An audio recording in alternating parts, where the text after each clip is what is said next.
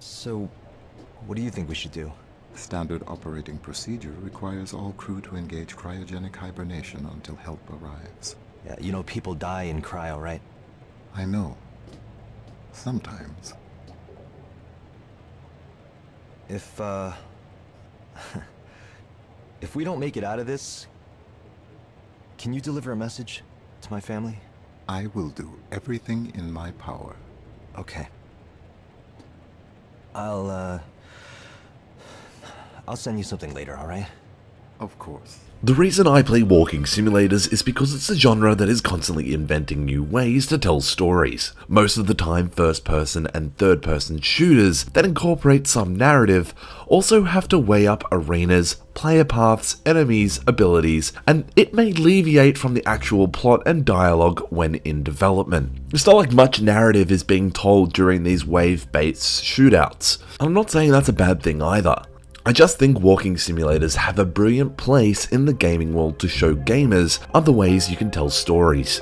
And I just played TACOMA, made by Fulbright and released in August of 2018. The game is a sci-fi walking simulator, and for those who don't know Fulbright, they created Gone Home, set in an abandoned suburban house in 1994. They also made Minerva's Den, the Bioshock 2 DLC, a DLC that had a really impactful story, more so than the main game. So I went into TACOMA expecting a lot. Did I receive it? Yes, but not in the same way that the previous games provided, or in a way that you would expect. TACOMA has you play as subcontractor Ferreira, who is contacted by Venturis to source data on what happened on their TACOMA space station, a station that had its oxygen reserves explode, compromising the well-being of 7 members of the station. What happens to the crew and their actions, I'm gonna leave for you to discover within your playthrough, but I will say the way Fulbright have done this was perfect. To clarify, the story was pretty damn good,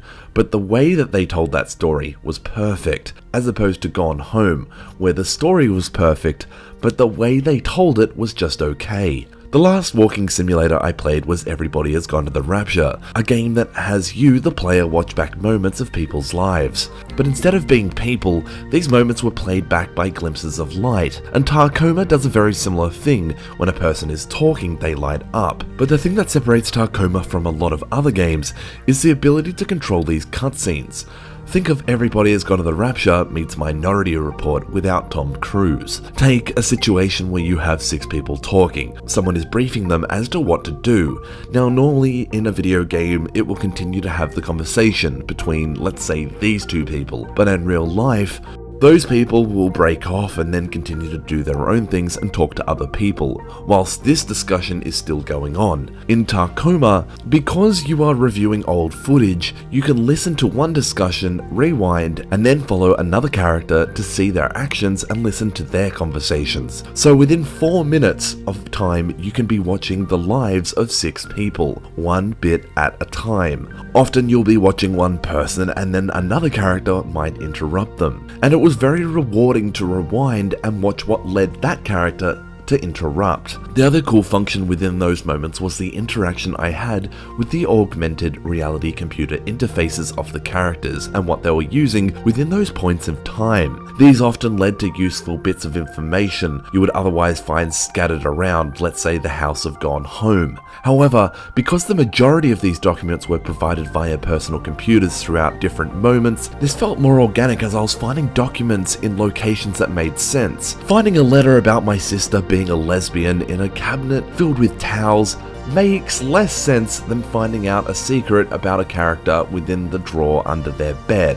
The game goes for around 3 hours and tells the story it wants to tell, but it all ends rather abruptly, and I didn't feel dissatisfied due to enjoying the function of the game. However, it would have been nice if more scenes were put into TACOMA to really play with the dramatic moments, as all the moments in the game kind of felt like they were all preparation rather than the characters actually doing anything. TACOMA plays with a lot of intrigue revolving around whodunit, and that's a common sci-fi trope, especially when the station is in danger and there is an AI. The game also delves into minor philosophical discussions between the characters and Odin, the ship's AI, but it just falls flat as as the game finishes upon this philosophical topic. However, it kind of feels like they never really fleshed out that idea. Maybe 3 small discussions revolving around that topic was made. It felt like the minor theme wasn't spread out to its full potential, and the major theme wasn't fleshed out towards the end. And it's a shame because it really does a middle finger to the common sci-fi trope that we're used to. And it does achieve what it's trying to do, being a startling twist and all,